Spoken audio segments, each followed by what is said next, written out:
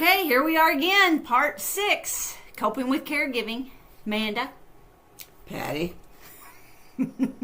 Mom's got Hi. her, hi. Mom's got her big blue blockers on, but they're the amber colored glasses that she got from the low vision when we went to the low vision specialist. And her eyes were hurting her earlier. And I told her, I said, why don't you try those on, and maybe it'll help with the glare, causes pain. So, Yeah, I got them at the glaucoma place where I went for my glaucoma. where you go get glaucoma? No. Was it? Is that what I said? It must have been buy one, get one free. You was got two not. glaucoma. It was run a special on glaucoma. No, they just carried It was the stuff it was the for- low vision specialist. It Yeah. wasn't a glaucoma specialist yeah. Yeah, for that kind of stuff. Yeah. So we tried that on, and so that's why she had them on dancing, and she can actually see a little bit better with them. So that See my shades and stuff. I can't really see people or anything. I just see shades. Mm-hmm. So can you see my hand at all? No. Okay. But that helps, as long as she can kind of tell the difference between light and darks. Might give you a better way to walk around the house with the transitions, the floor. But how's that been going? How's your helpers been doing? Yeah, well, I've got a really good helper. I can't say the names, can I? No, you can say their names. Amanda. Same as Amanda here. Mm-hmm. But her name is really Amanda, and she helps me during the week. And she's really good, and, she's right there for my every need. She almost sees it before I do, and very, very good at what she does. And then I have one for the weekend that comes on the weekend, and her name is Misty. She's new. She just started today. Yesterday. Yeah, she started yesterday. And she's just for Saturday and Sunday. And she's really nice, too. She's real nice. So I lucked out. I got two very nice ladies to help me. And hopefully I'll learn how to get around better than what I do. And, we're going to learn to do some counting, when I walk someplace, count my steps and stuff like that. And, try to get maybe used to doing some of the places I need to be that way. Hopefully make it a little easier on me. So anyway, that's what I've been doing, and getting ready for summer. Can't wait. I'm walking. We are doing a lot of walking. The girls, willing to walk whenever I want to walk and wherever I want to walk. So they doing real good with that, and so that helps me a lot too. The walking, it kind of gives me a purpose. So. Yeah, and them working with you with your steps and counting and feeling your way around, that repetitiveness and that consistency, it's like training a puppy, same way you train a puppy, You're much cuter than a puppy. You're a lot smarter than a puppy. You don't pee on the floor, so that's good. Not yet. So I think she's been doing pretty good. The entry doorway panel isn't working right now. She actually had to come out and let me in. So I was very proud of her that she was able to make it out of her apartment and make it down there to the door to let me in. So that is another reason why I moved her to the first floor, because just for those reasons. It's just easier for Much. her. Yeah, easier for everybody else too. You saw we got some dancing in there earlier, and Mama's getting some good moving going on. She's usually so stiff, so I'm trying. Yeah, I thought she was looking good. We were thinking about letting people like song requests. So you all could request a song, and we can do it. But we're not going to dance any different. We only have a handful of moves, and you pretty much have seen them, and that's about it. So whatever it is, we'll probably just do the same thing. But anyway, we thought that was funny that we could ask for song requests. So I just wanted to say hey to Randy and Charlotte and my cousin and his lovely wife Charlotte. So hey, Randy and Charlotte. We are happy to know that you all are listening, and I hope that you enjoy it, and I hope you all are well. Randy and Charlotte were actually caregivers for Randy's mom, my Aunt Eveline, my dad's sister, and she passed away in January of last year. Still don't know what's going to happen with the federal funding for the Indiana waiver. If Mom loses her Indiana waiver, then that'd be awful. Yeah, very awful. Yeah, but like I said, we hope for the best and we prepare for the worst. And I don't want to be a downer or anything. I'm just speaking reality here. They start cutting, like they're talking about cutting for programs like HUD and Medicaid and the ACA, then I think that it's going to be pretty bad, because I know it's going to be bad. I'm not going to sugarcoat it. The housing facility here that she lives in is a HUD facility, so they get subsidies for the rent depending on how much they make. If HUD loses their funding, then this facility, they won't make it because they don't have the funds to survive that. And the reason it's going to be difficult on a lot of people is because we don't live like that anymore. People don't take care of family like they used to. You think about all those 3-story homes in old Louisville, and all the families lived there. Didn't they, Mom? That's like, they had the three generations would live at least. Yeah, and of course the oldest ones, they lived on the first floor, and then the younger you got, then you'd be up on the third floor for the young ones. So the young couples, you don't want to hear the young couples making the next generation. I tickled myself. Like her family, they all took care of each other. They all had big farms. It will be a hard transition for everybody to have to find a new way of living in this new government. And there's nothing we can really do about that but make the transition.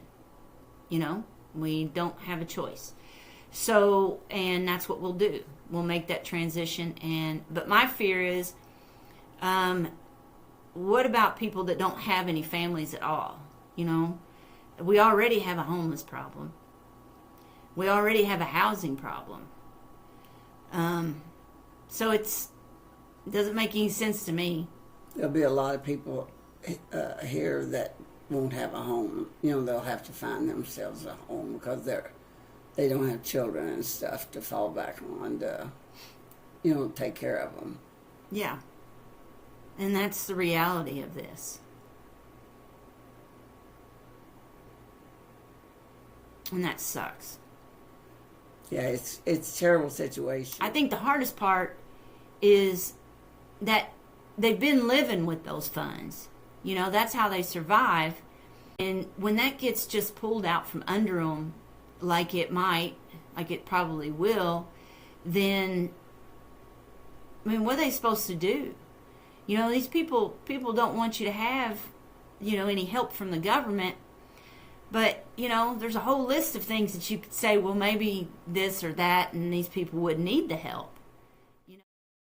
Making sure that you all see that how good these programs are and how much it has helped my mom and me, and it creates jobs. The girls that work for the company that we use are great, and they want to do this work. And I am glad they want to do this work.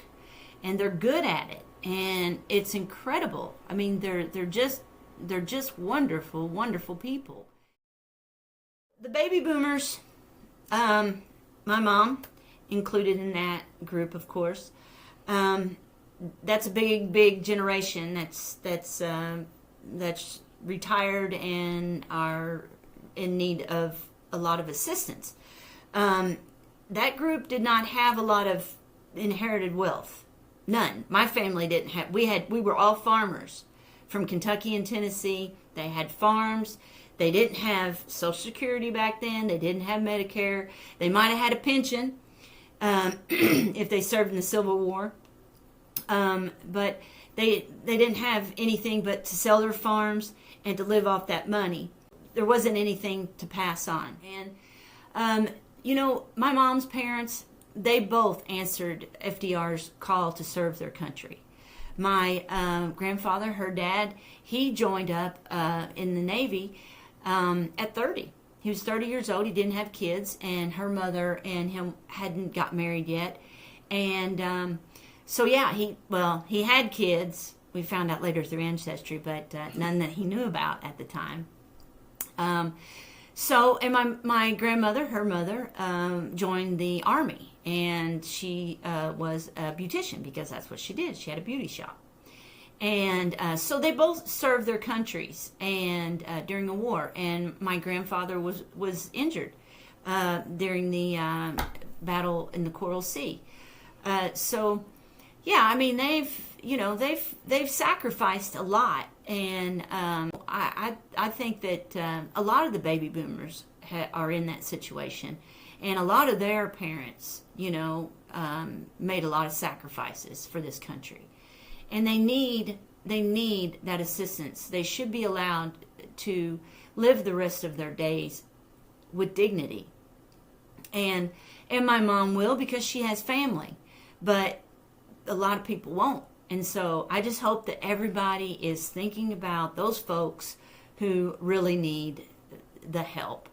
Well, your great-grandfather, your great-grandfather. Was in the Civil War. Was in the Civil War. That would have been my second great. His name was George Washington Bowles. Yeah, and then Marshall McWhorter. This is what his hand looks like. And what? I'm showing 3 fingers because he lost his thumb and his index finger. Oh, I didn't know that. You forgot. You knew it. But anyway, both of them was military, in a war, so, and that was before Daddy and Mother, That was the Civil War, yeah. That was the Civil War. Yeah. So, our family's been military and loyal to the country their whole lives. Yeah. Yeah. So, Yeah. Revolutionary War. Yeah. That's how we got our land in, I think it was one of the Carolinas. I think we got during the Revolutionary War. Land grants, so you'll, go on and develop some property so we can expand and, take more from the Indians, basically. And that's what they did. That's what they did, So everybody Leave knows that off. Okay. So we could be daughters of the Revolution. My aunt, it went to, or she got a letter like that. She found out she was one of the daughters of the Revolution. Well, we all are, Mom. Yeah, we all are. But yeah. She got a thing in the mail that invited her to some kind of big to-do that had... giving a bench away in a park. Huh? I think they give a bench away. They put a bench up in a park and daughters of the Revolutionary War on it. But anyway, I just remember her going to something like that.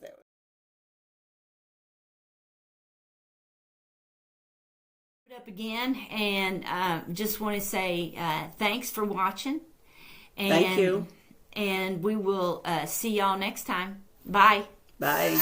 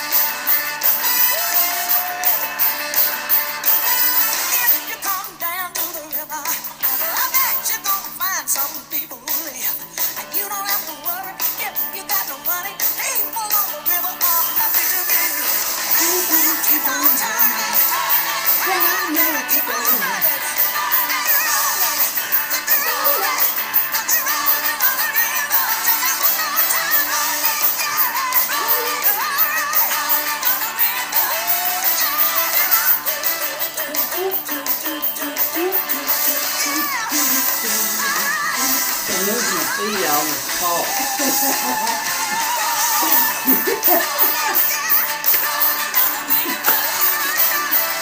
Just keep it planted and keep you balanced.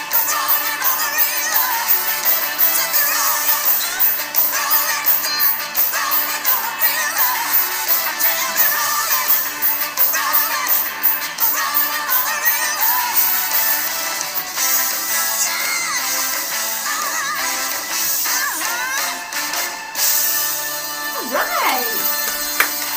We did it. High fives up. High fives up. High fives up. Other one, high five up. There you go. With your napkin. Get your Kleenex in your hand.